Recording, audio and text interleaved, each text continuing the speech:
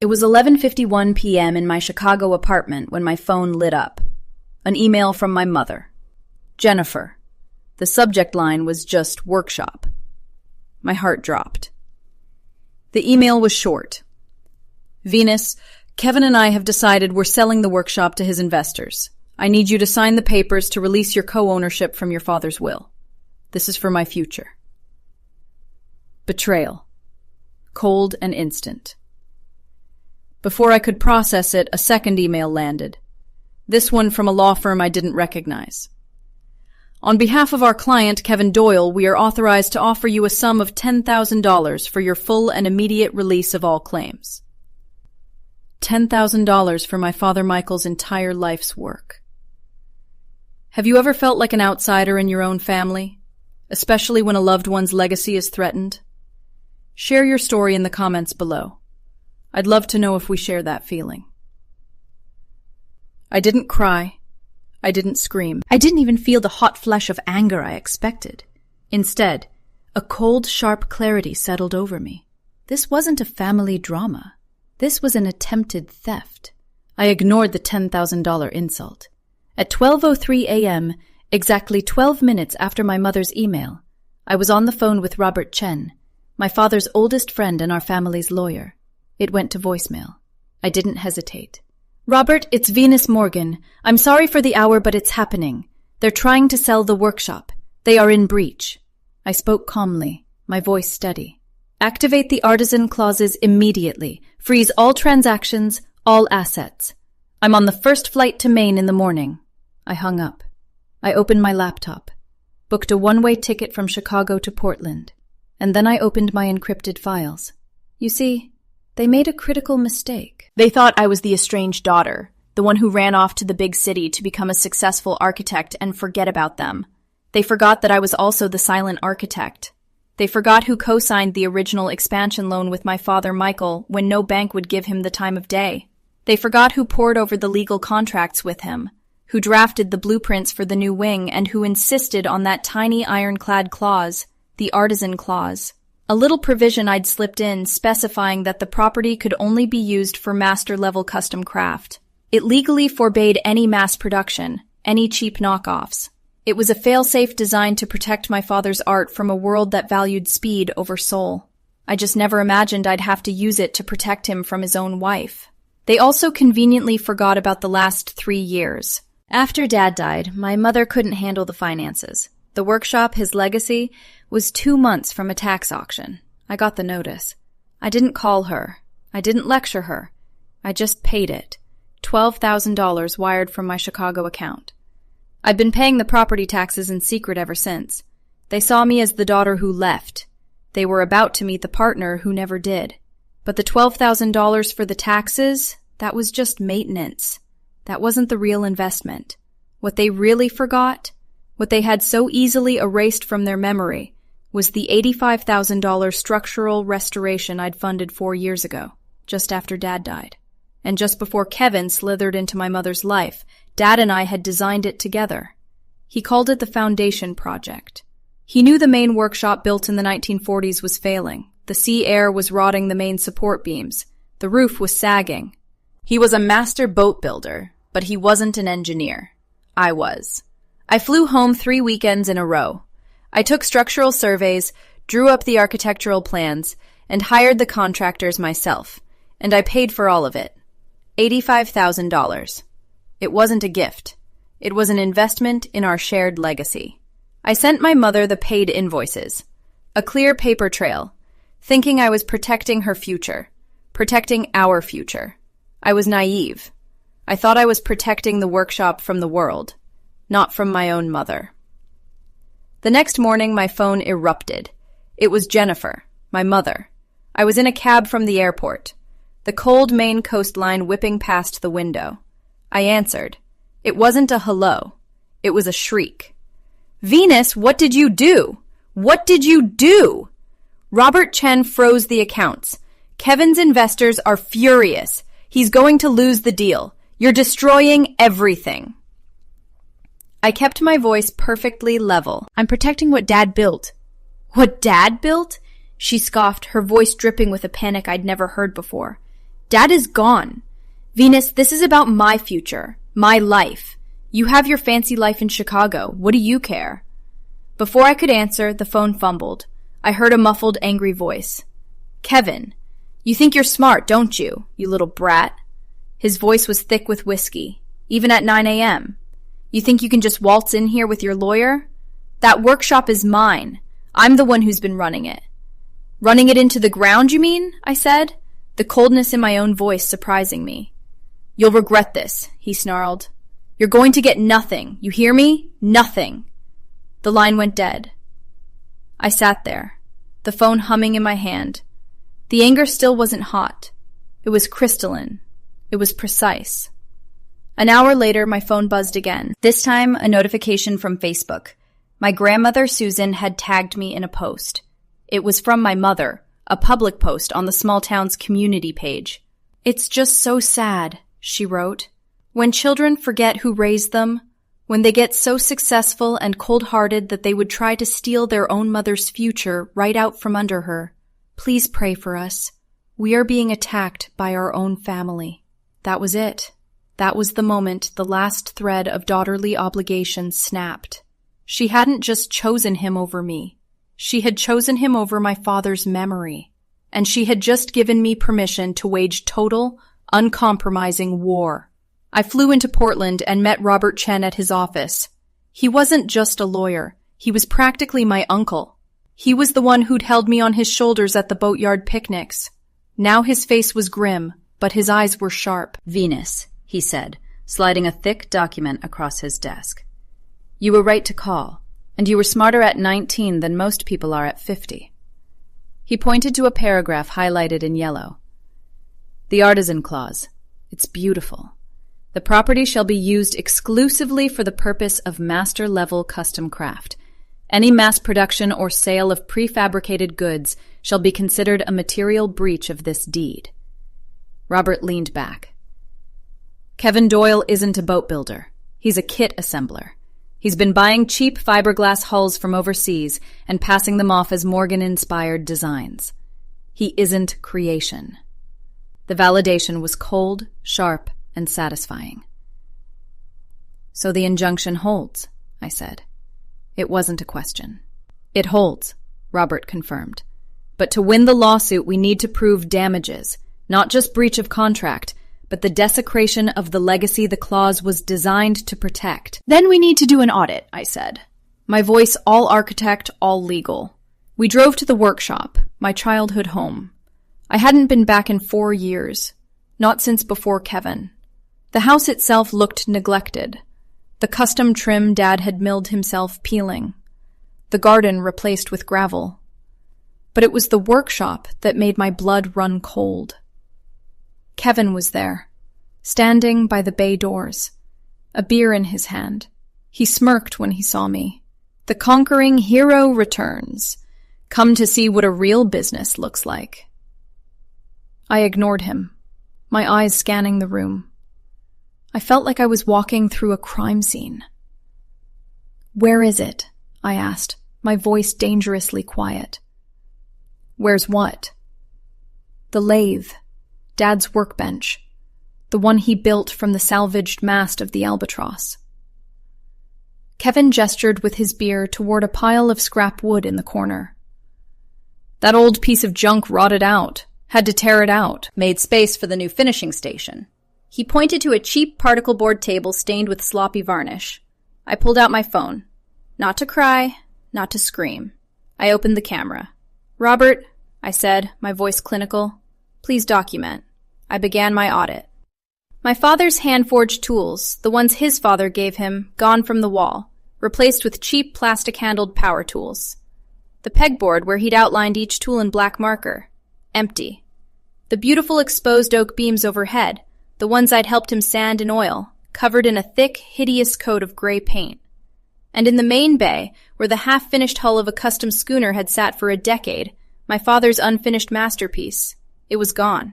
In its place were 3 identical fiberglass motorboat shells, the cheap kits Robert mentioned. The air smelled of toxic resin and chemical solvents, not sawdust and cedar. This wasn't neglect. This was an extermination. He wasn't just running a new business. He was deliberately erasing every trace of my father. "He's not just in breach of contract," I said to Robert, loud enough for Kevin to hear.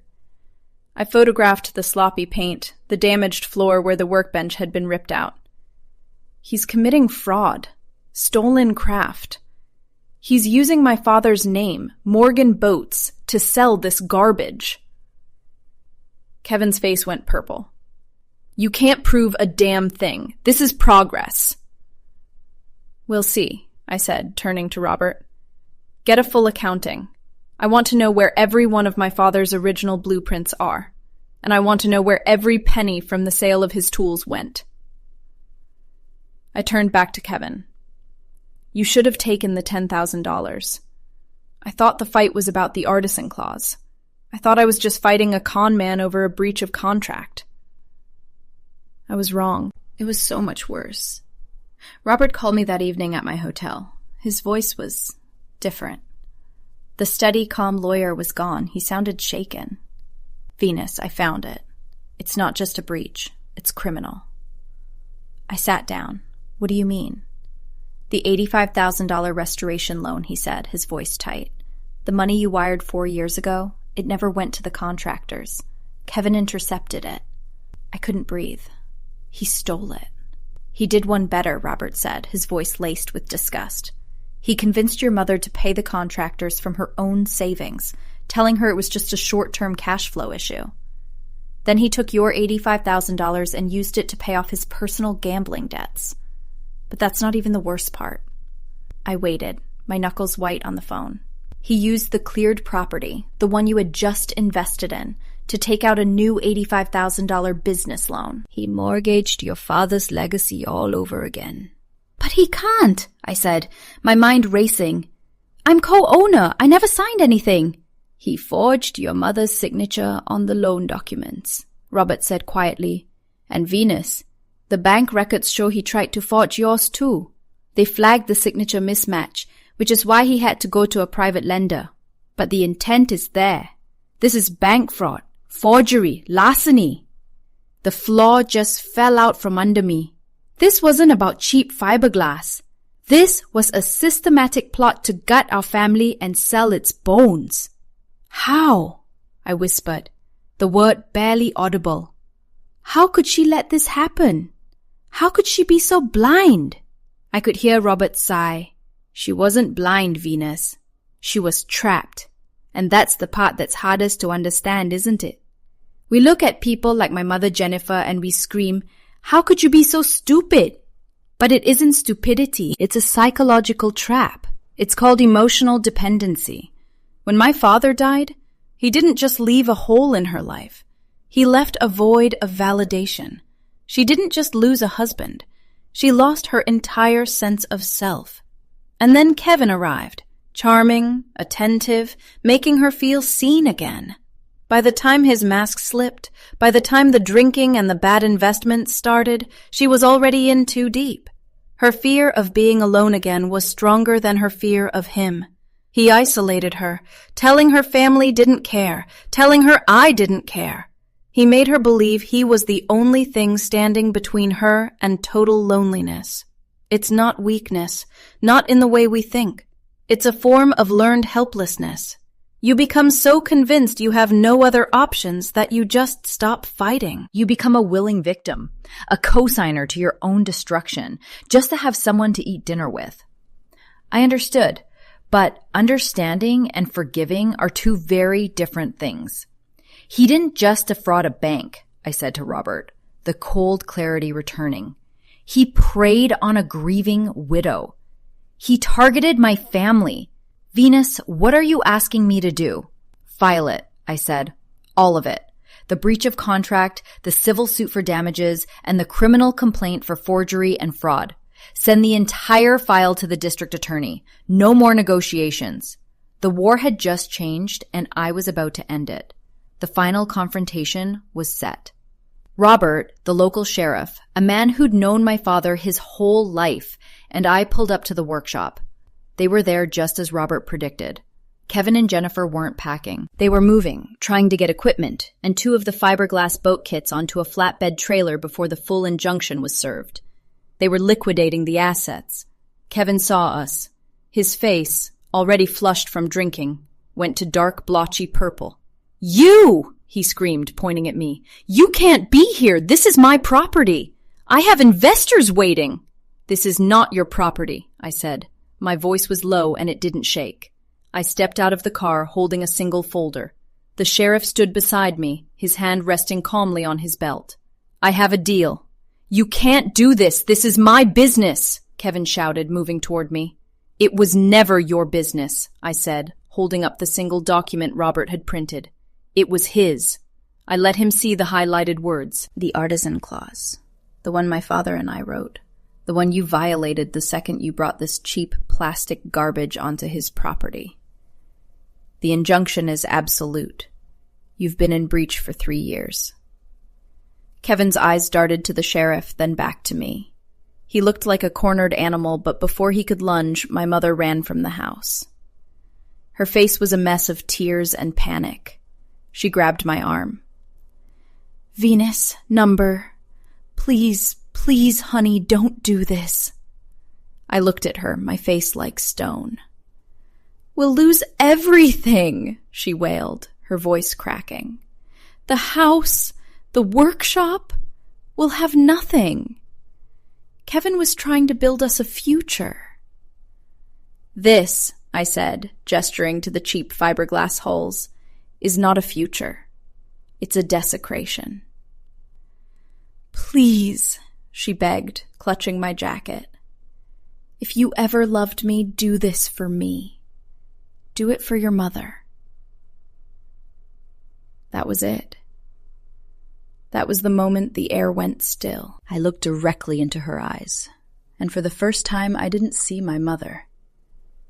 I saw a stranger. "I'm not doing this to you, Jennifer," I said, my voice cutting through her sobs. "I'm doing this for Dad." I pulled my arm free. I turned away from her to the sheriff and handed him the second folder I was carrying, the thick one. "This is the court injunction, Sheriff. And this," I said, tapping the binder, "is the criminal complaint. It's the evidence of bank fraud, forgery, and the theft of an $85,000 loan." My mother's face went white. Kevin just stared, comprehension dawning too late. The sheriff looked at the top page, then at Kevin. "Kevin Doyle, you're under arrest for fraud and forgery." It was like a dam broke. Kevin exploded. He didn't just resist, he raged, screaming curses at me, at my mother, at the sheriff, calling me a vindictive... Well, you can guess what he called me. As the sheriff cuffed him and read him his rights, Kevin was still threatening me. "You'll get nothing. I'll burn it all down before I let you have it." The sheriff just pushed him into the back of the cruiser. My mother, she just collapsed. She sank to the gravel driveway sobbing. A broken, empty sound. I didn't look at her. I couldn't. I turned my head and looked past her into the workshop. I just stared at the empty space on the floor. The oil stains in bolt holes where my father's workbench had stood for 30 years. The place where he taught me to use a compass, to respect the grain of the wood. The heart of the entire workshop, ripped out and sold for scrap. I took a breath. "Goodbye, Jennifer." And I turned around, got in my car, and drove away, leaving her there in the ruins. Kevin was convicted on all counts. Forgery, fraud, larceny. His stolen craft narrative, the one he'd carefully built in town, crumbled overnight. The local paper ran a story about the con man who tried to steal the Morgan Boatyard legacy. He was sentenced to 7 years in state prison. My mother Jennifer wasn't charged. Robert and I had argued, but in the end the DA saw her as a victim of financial and emotional abuse. She was broken. With Kevin gone, the fog of her emotional dependency finally began to lift, replaced by a crushing wave of shame. She moved in with her sister, my aunt, and for the first time in her life, she started going to therapy. Our relationship isn't fixed. I don't know if it ever will be, but it's not. I spent the next month in Maine, not in the house but in the workshop. The smell of chemical resin and cheap paint was overwhelming. I hired a crew, and we began the purge. We tore out the particle board tables. We stripped the grey paint from the oak beams. We scrubbed the floors, trying to erase the oil stains from his shoddy kit assembly. It was on the last day, while sweeping out a pile of debris from under the main floorboards, that my broom hit something solid. A loose plank. My heart pounded. I got a crowbar and gently pried it up. Underneath, wrapped in oilcloth and nestled in a small, custom-built recess in the foundation, was my father's tool roll. His hand-forged chisels, his custom-handled mallets, the marking gauge he'd made from brass and rosewood. The tools Kevin had claimed were rotted junk. He hadn't sold them, he just hadn't been smart enough to find them. I sat on the dusty floor holding the cold steel in my hands, and I finally cried. I looked around at the empty, clean workshop, and I thought about my 11 years away in Chicago. For so long I'd carried this heavy, sharp guilt about leaving. I told myself I was the cold daughter, the one who abandoned her family, the one who ran. But sitting there, holding my father's legacy in my hands, I realized the truth. We're taught that loyalty to family is absolute, that cutting ties, even toxic ones, is the ultimate betrayal. But sometimes leaving isn't an act of abandonment. It's an act of self-preservation. It's not running from something. It's running toward the only version of yourself strong enough to survive. I had to leave. I had to go to Chicago. I had to become a successful architect. I had to build my own armor, my own wealth, my own strength. I had to spend 11 years forging myself into a weapon so that when the time came, I could return and fight the war they had declared on me. My distance wasn't a weakness. It was my training. I stood up. I walked to the one workbench that had survived, the drafting table my father and I had built together. I unrolled his original hand-drawn blueprints for the schooner he never got to finish. The ink still sharp, the lines precise. And right next to them I unrolled my own, a new set of blueprints. The ones I'd been designing in my head for a decade. The title block was simple. The Michael Morgan Institute of Artisan Craft. The workshop was quiet. It was no longer a tomb, it was a foundation. This is Revenge by Ember. Signing off with one final flame. Justice isn't always punishment. It's restoration. If this story lit a fire in your chest or made you rethink every family first you've ever heard, smash that subscribe button, ring the bell, and join the Ember family. Drop your legacy war below. What would you fight to protect? Share the spark. Fuel the fire. Until next time, may your boundaries be steel, your legacy unbreakable, and your revenge precise. This is Revenge by Ember.